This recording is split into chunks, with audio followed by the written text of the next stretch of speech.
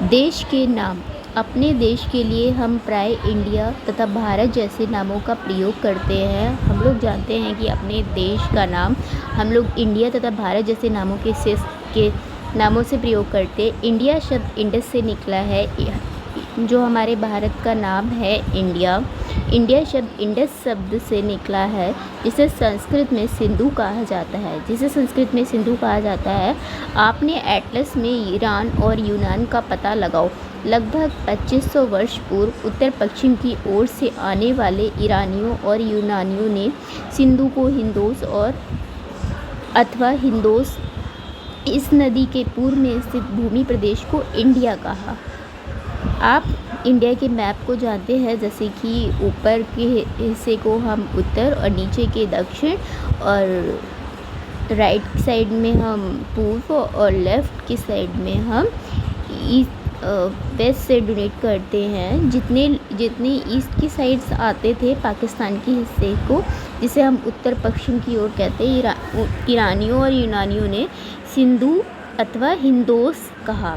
इस नदी के पूर्व में स्थित भूमि प्रदेश को इंडिया कहा जाता था। इस नदी के जो पूर्वी में स्थित लोग होते थे उन्हें इंडिया कहा जाता था। भारत नाम का प्रयोग उत्तर पश्चिम में रहने वाले लोगों के समूह के लिए किया जाता था। जो उत्तर पश्चिम में लोग रहते थे उनके जन्म को भारत नाम दिया गया। जैसे एक समूह होता था, वहाँ जो लोग निवास करते थे वहाँ उन लोगों को भारत नाम के जन से जाना गया। इस समूह का उल्लेख संस्कृत की आरंभिक लगभग 3500 वर्ष पुरानी कृति ऋग्वेद में मिलता है। बाद में इसका प्रयोग देश के लिए होने लगा।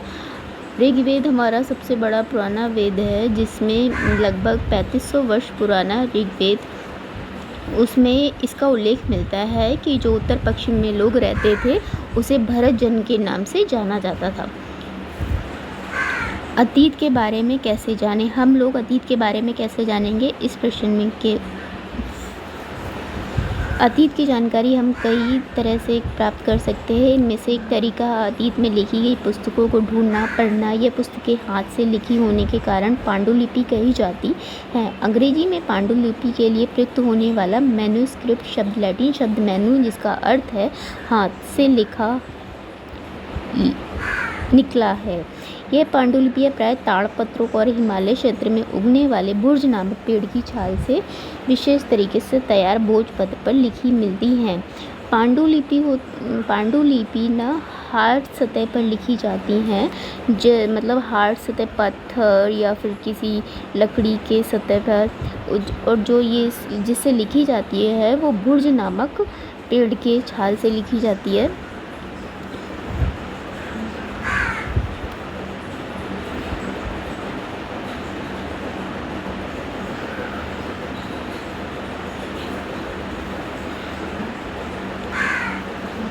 इतने वर्षों में इनमें से कई पांडुलिपियों को कीड़ों में खा लिया तथा कुछ नष्ट कर दी गई। फिर भी ऐसी पांडुलिपियाँ आज भी उपलब्ध हैं। प्राय ये पांडुलिपियाँ मंदिरों और विहारों में प्राप्त होती हैं। इन पुस्तकों में धार्मिक मान्यताओं, व्यवहारों, राजाओं के जीवन, औषधियों तथा विज्ञान आदि कई प्रकार के विषयों की चर्चा मिलती है। इनके अतिरिक्त हमारे यहाँ महाकाव्य, कविताएँ तथा नाटक भी हैं। इनमें से कई संस्कृत में लिखे हुए मिलते हैं, जबकि अन्य प्राकृत और तमिल में हैं। ऋग्वेद भी हमारा संस्कृत में लिखा गया है। क्वेश्चंस में इस टाइप्स के क्वेश्चंस आते हैं कि ऋग्वेद हमारा कौन सी भाषा में लिखा गया। प्राकृत भाषा का प्रयोग आम लोग करते थे।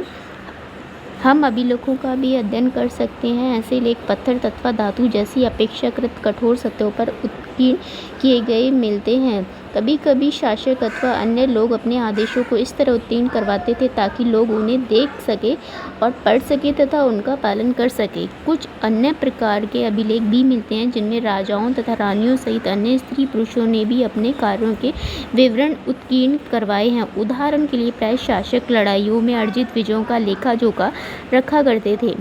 जैसे जो हम पांडुलिपियाँ जो लिखी गई हैं, कुछ हार्ड सरफेस पर लिखी जाती थी। जैसे पुराने राजा महाराजाओं की जो विजय प्राप्त उन्होंने किया है, तो दूसरे लेखक उनकी उस पर ये संरचना लिखते थे। क्या तुम बता सकते हो कि कठोर सतह पर लेख लिखवाने के क्या लाभ थे, ऐसा करवाने में क्या क्या कठिनाइयाँ आती थी। इसके अतिरिक्त अन्य कई वस्तुएं अतीत में बनी और प्रयोग में लाई जाती थी। ऐसी वस्तुओं का अध्ययन करने वाले व्यक्ति पुरातत्वविद कहलाता है। पुरातत्वविद पत्थर, ईंट से बनी इमारतों के अवशेषों, चित्रों तथा मूर्तियों के अध्ययन करते हैं। आर्कियोलॉजिस्ट होते हैं जो कि हमारी पुरानी ऐतिहासिक चीज़ों का स्मरण करते हैं, अध्ययन करते हैं। वह औजारों, हथियारों, बर्तनों, आभूषणों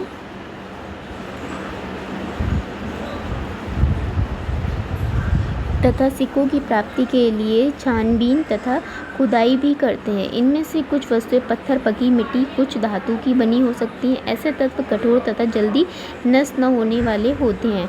पुरातत्वविद जानवरों, चिड़ियों, मछलियों की हड्डियां भी ढूंढते हैं। इनमें से उन्हें यह जानने में भी मदद मिलती है कि अतीत में लोग क्या खाते थे। वनस्पतियों के अवशेष बहुत मुश्किल से बच पाते हैं।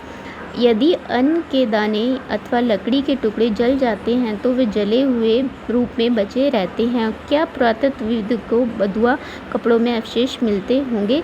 इसका मैं नेक्स्ट में कंप्लीट कराऊंगी। प्लीज़ मेरे चैनल को लाइक करना और शेयर करना, ज़्यादा से ज़्यादा कमेंट्स करना, जिससे कि मैं इससे रिलेटेड क्वेश्चंस ला सकूँ। Thank you.